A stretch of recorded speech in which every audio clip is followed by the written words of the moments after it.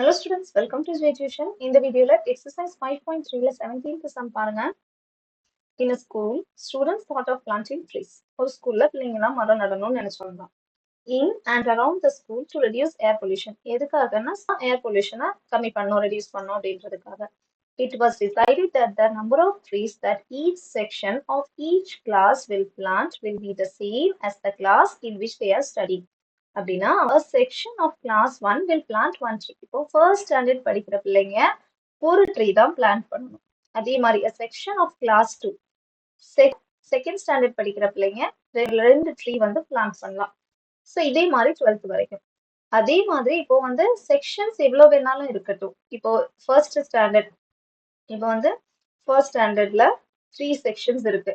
ஏ B C அப்படின்னா இந்த first ஸ்டாண்டர்ட்ல ஏ செக்ஷனும் ஒரு ட்ரீ பிளான்ட் பண்ணுவாங்க. பி செக்ஷனும் ஒரு ட்ரீ, அதே மாதிரி சி செக்ஷனும் ஒரு ட்ரீ. இதே மாதிரி செகண்ட் செக்ஷன்லயும் ஏபிசி 3 செக்ஷன் இருந்துச்சுன்னா இவங்க ஏ செக்ஷன்ல உள்ள பிள்ளைங்க 2 ட்ரீ பிளான்ட் பண்ணுவாங்க, B section 2 tree, C section 2 tree. இது மாதிரி போகும் அப்படின்னு சொல்லியிருக்காங்க. ஸோ இப்போ நம்ம என்ன கண்டுபிடிக்க கேட்டிருக்காங்க, how many trees will be planted by the students. இப்போ 12th ஸ்டாண்டர்ட் வரைக்கும் சொல்லியாச்சு. மொத்தமா முடிக்கும் போது எவ்வளோ ட்ரீஸ் வந்து பிளான் பண்ணுவாங்க அப்படின்னு கேட்டிருக்காங்க. இங்க இன்னொரு ஹிண்ட் கொடுத்துருக்காங்க பாருங்க, there are 3 sections of each class. So ஒவ்வொரு கிளாஸ்லயும் மாதிரி 3 செக்ஷன்ஸ் இருக்குது. ஸோ 12th ஸ்டாண்டர்ட் வரைக்கும் உள்ள பிள்ளைங்க 3 செக்ஷன்ஸ்ல உள்ள பிள்ளைங்களும் பிளான் பண்ணுவாங்க. ஸோ டோட்டலா எவ்வளவு ட்ரீஸ் வந்து பிளான் பண்ணுவாங்கன்றது கொஸ்டின். ஸோ இப்போ நம்ம பார்த்தோம், ஃபர்ஸ்ட் ஸ்டாண்டர்ட்ல உள்ள பிள்ளைங்களுக்கு 3 செக்ஷன்ஸ் இருந்துச்சு, ஏபிசி.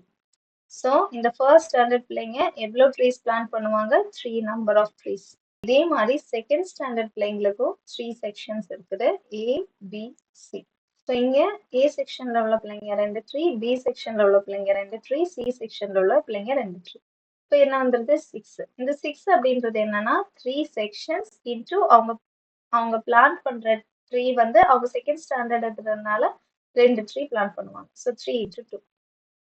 இதே மாதிரி தேர்ட் கிளாஸ் அப்படின்னு வரும்போது தேர்ட் ஸ்டாண்டர்டுக்கும் அதே மாதிரி 3 செக்ஷன்ஸ் வச்சுக்கலாம்.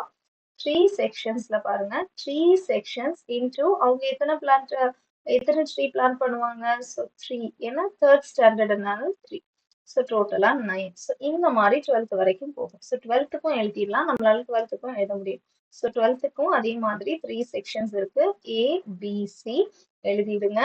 ஸோ 3 செக்ஷன்ஸுக்கு 12th அவங்க என்ன பண்ணுவாங்க, 12 ட்ரீஸ் பிளான் பண்ணுவாங்க. So 12 trees are 36. இப்போ நம்மளால ஏபி எழுத முடியுமா?